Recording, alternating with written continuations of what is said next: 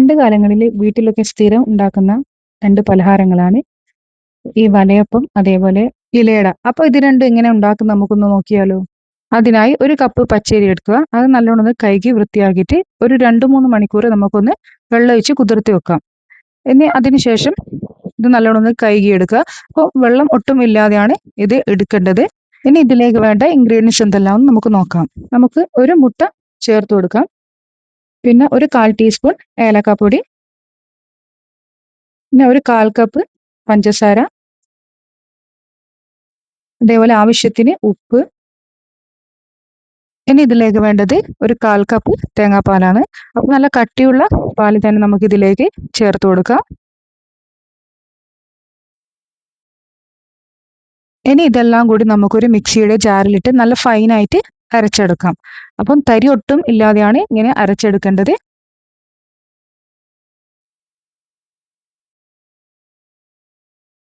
അപ്പോൾ ഞാനിതാ ഇങ്ങനെ അരച്ചെടുത്തിട്ടുണ്ട്. ഇനി നമുക്കിതൊരു ബൗളിലേക്ക് മാറ്റാം. അപ്പോൾ നമുക്കൊരു സ്പൂൺ കൊണ്ട് ഇതൊന്ന് മിക്സ് ചെയ്തെടുക്കാം. അപ്പോൾ ഈ ഒരു ലൂസിൽ വേണം നമ്മൾ ഇതൊന്ന് അരച്ചെടുക്കാൻ. അധികം കട്ടിയാൻ പാടില്ല. ഈ ലൂസിലുമായിട്ട് വേണം ഇതൊന്ന് അരച്ചെടുക്കാൻ. ഇനി നമുക്ക് വേണ്ടത് ഇതുണ്ടാക്കിയെടുക്കാൻ ഒരു ബോട്ടിൽ വേണം. ആ ബോട്ടിലിന് ഇതേപോലെ ഹോൾസ് വെച്ച് കൊടുക്കുക. അപ്പോൾ ബോട്ടിലിന്റെ മൂടിയിൽ വേണം ഇങ്ങനെ ഹോൾസ് വെച്ച് കൊടുക്കാൻ. ഇനി ഇതിൽ ഒഴിച്ചിട്ടാണ് നമ്മളിത് ഉണ്ടാക്കിയെടുക്കുന്നത്. ഇനി ഇതിൽ നമുക്ക് ഈ ബോട്ടിൽ നമുക്ക് ഈ മാവ് ഒഴിച്ചു കൊടുക്കാം. അപ്പോൾ ഇതിലേക്ക് ഫുള്ളായിട്ട് ഈ ബോട്ടിലേക്ക് ഫുള്ളായിട്ട് നമുക്ക് ഒഴിച്ചു കൊടുക്കാം. അപ്പോൾ ഇതേപോലെ 5 ഹോൾസ് ആക്കിയിട്ട് വേണം നമുക്കിത് ഉണ്ടാക്കിയെടുക്കാൻ.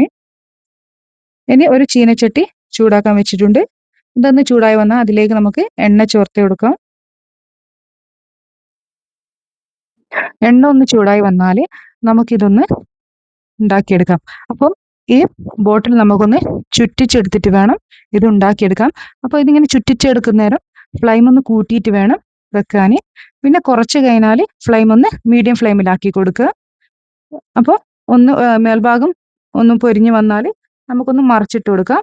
അപ്പോൾ തിരിച്ചും മറിച്ചിട്ടിട്ട് വേണം ഇതൊന്ന് ഫ്രൈ ചെയ്തെടുക്കാം. വളരെ വേഗത്തിൽ ഉണ്ടാക്കിയെടുക്കാൻ പറ്റിയ ഒരു സ്നാക്സ് ആണിത്.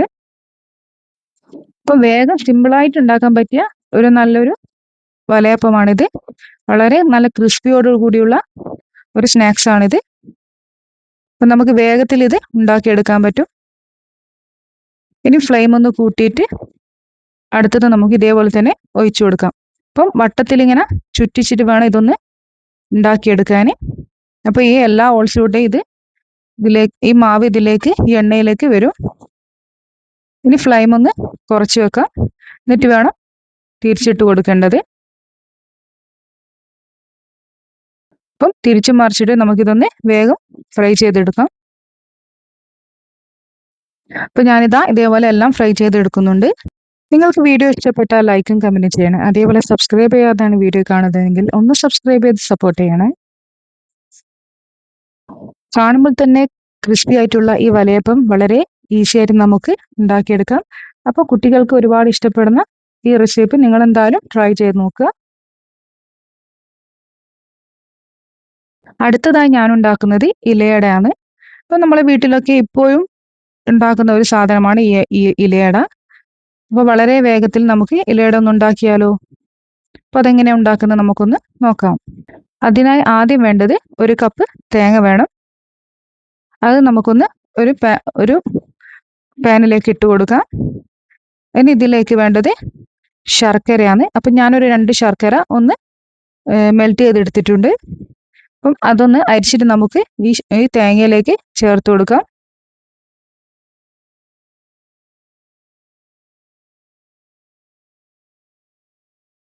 അപ്പം ഞാനിതാ ഫുള്ളായിട്ട് ഇതിലേക്ക് ചേർത്ത് കൊടുത്തിട്ടുണ്ട്.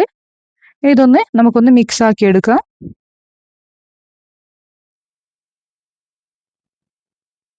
ഇനി ഇതിലേക്ക് കുറച്ച് ഏലക്കപ്പൊടി ചേർത്ത് കൊടുക്കുക.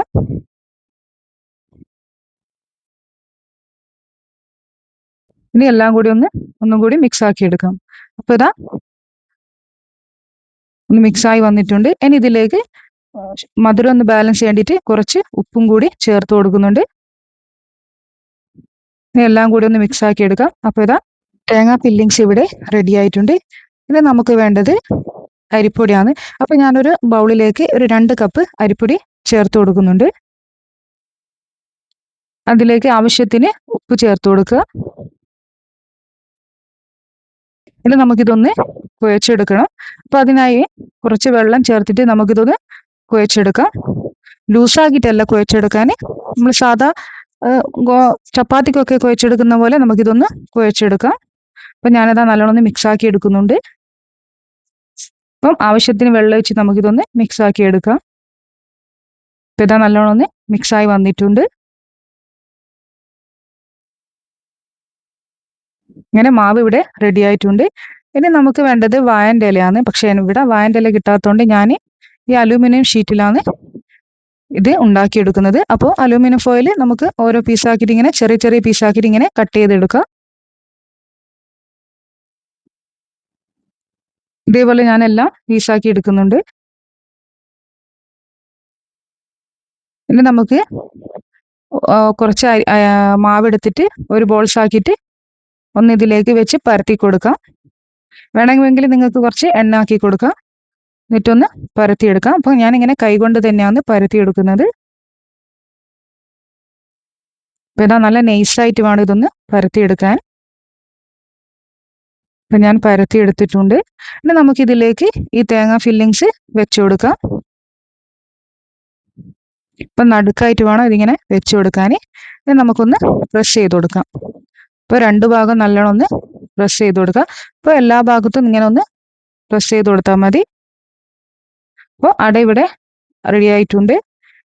ഇനി നമുക്ക് വേണമെങ്കിൽ നമ്മുടെ അടുത്ത് പത്തിരി പ്രസ് ഉണ്ടെങ്കിൽ അതിൽ നമുക്കിത് സിമ്പിളായിട്ട് ഉണ്ടാക്കിയെടുക്കാം. അപ്പോൾ കൈ കൊണ്ടൊന്ന് പരത്താതെ വേഗം ഈ പത്തിരി പ്രസ്സിൽ വെച്ചിട്ട് നമുക്കൊന്ന് വേഗം സിമ്പിളായിട്ട് എടുക്കാൻ പറ്റും. അതായത് ഒരു ഷീറ്റിൽ ഈ ഒരു ബോൾസ് വെക്കുക, അതിന് മേലെ വേറൊരു ഷീറ്റ് വെച്ചിട്ട് ഒന്ന് പ്രസ് ചെയ്ത് കൊടുത്താൽ മതി. അപ്പം തന്നെ നല്ല നൈസായിട്ട് പരത്തിയെടുക്കാൻ പറ്റും. ഇപ്പോൾ ഇതാ കണ്ടില്ലേ, നല്ല നൈസായിട്ട് പരത്തിയെടുത്തിട്ടുണ്ട്. ഇനി നമുക്കിതിലേക്ക് ഫില്ലിങ്സ് വെച്ച് കൊടുക്കാം. അപ്പോൾ ഇതും വളരെ സിമ്പിളായിട്ട് നമുക്ക് ഉണ്ടാക്കിയെടുക്കാൻ പറ്റിയതാണ്.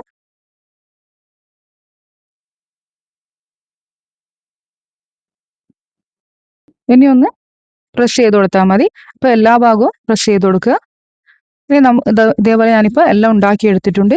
ഇനി നമുക്കിതൊരു സ്റ്റീമറിൽ വെച്ചിട്ട് വേവിച്ചെടുക്കാം. അപ്പോൾ ഞാൻ ഇതിലേക്ക് കുറച്ച് വെള്ളം വെച്ച് കൊടുത്തിട്ടുണ്ട്. ഇനി നമുക്കിത് ഓരോന്നായിട്ട് ഈ സ്റ്റീമറിൽ ഇട്ട് കൊടുക്കാം. ഇലയുടെ ടേസ്റ്റ് ഒന്നും ഉണ്ടാവില്ല, എന്നാലും നമുക്കിപ്പോൾ ഇല കിട്ടാത്തതുകൊണ്ട്, വാഴൻ്റെ ഇല കിട്ടാത്തതുകൊണ്ട് നമ്മൾ ഈ അലൂമിനിയം ഫോയിൽ വെച്ച് കൊടുക്കുന്നതാണ്. ഇനി ഇത് നമുക്കിതൊന്ന് അടച്ച് വെച്ച് ഒരു 20 മിനിറ്റ് വേവിച്ചെടുക്കാം. ഇതെല്ലാം നല്ലോണം ഒന്ന് വെന്ത് വന്നിട്ടുണ്ട്. കുട്ടികൾക്കും മുതിർന്നവർക്കും ഒരുപോലെ ഇഷ്ടപ്പെടുന്ന ഒരു പലഹാരമാണിത്. അതേപോലെ ഇതെല്ലാവരും ഒന്ന് ട്രൈ ചെയ്ത് നോക്കണേ. വൈകുന്നേരമൊക്കെ ചായക്കൊക്കെ വളരെ ഈസിയായി ഉണ്ടാക്കാൻ പറ്റിയ ഒരു നല്ല ഒരു ഹെൽത്തി പലഹാരമാണിത്. ഞാനുണ്ടാക്കി 2 പലഹാരവും നിങ്ങൾക്ക് ഇഷ്ടപ്പെട്ടാൽ ലൈക്കും കമന്റും ചെയ്യണേ. അതേപോലെ ഇതെന്തായാലും ഒന്ന് ട്രൈ ചെയ്ത് നോക്കുക. Okay, by.